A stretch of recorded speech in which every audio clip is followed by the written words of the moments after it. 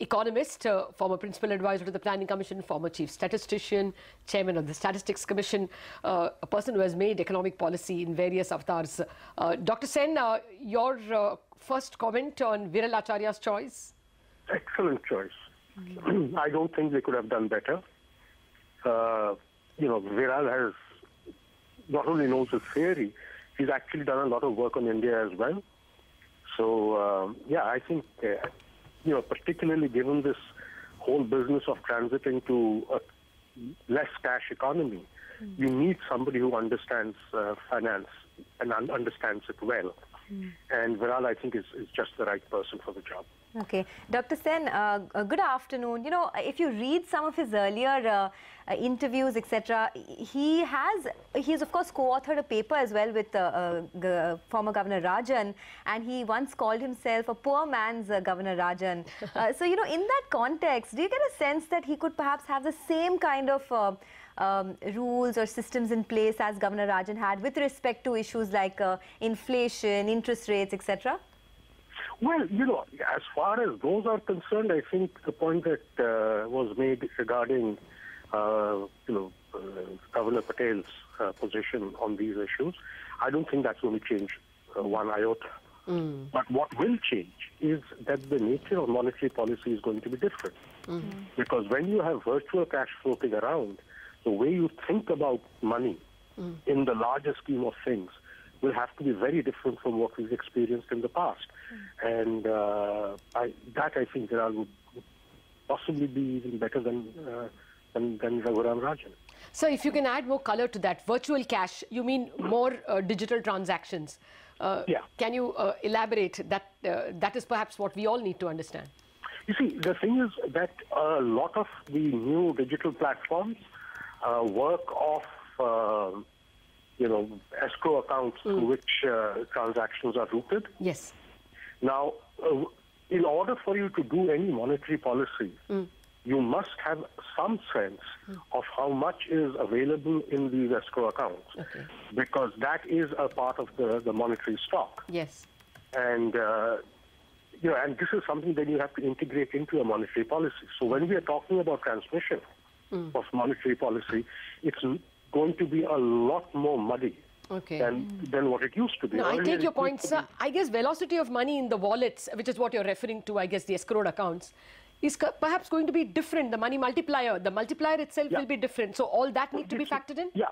The multiplier will be certainly different, but more important than that, the thing is that as far as the old way of thinking about things, where we used to work essentially with M0 and M3. Yes.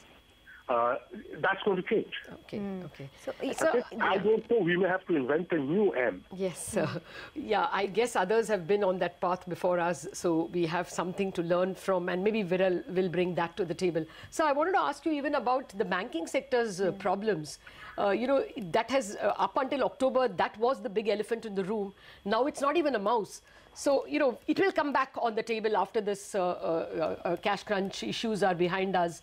Would this be the right talent to handle banking sector capitalization as well as handling bad assets?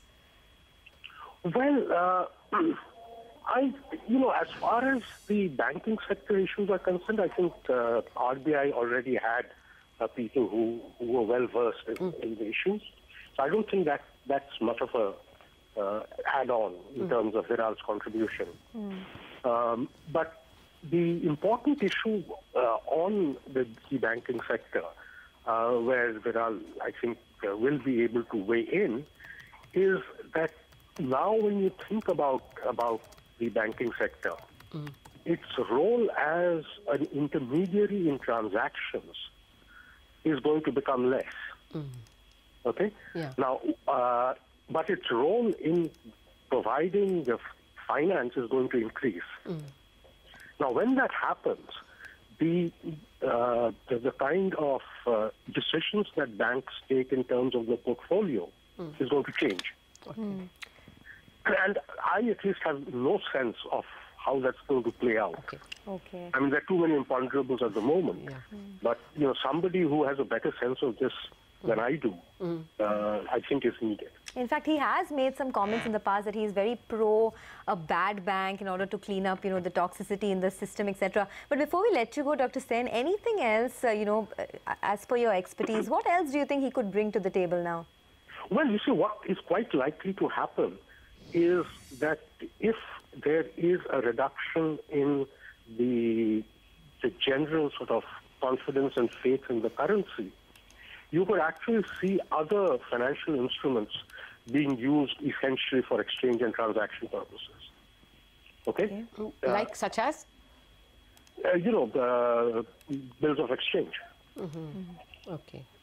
So there's all kinds of things that can now happen. Because, I think one of the effects that the demonetization has done is that it has certainly buffeted the confidence that we had in the currency. Yeah. And I think a lot of people are going to be seeking to diversify away, which has implications for monetary policy that we know nothing about. You mean gold? Gold has always been there, but not really as a medium of exchange. It's been there mainly as a store of value.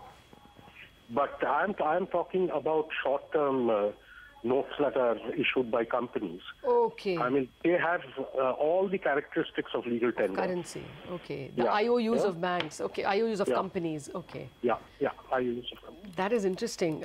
We have to ponder over this at leisure, sir. But it was a pleasure speaking with you. Thank you very much, Dr. Pronab Sen, for joining us. In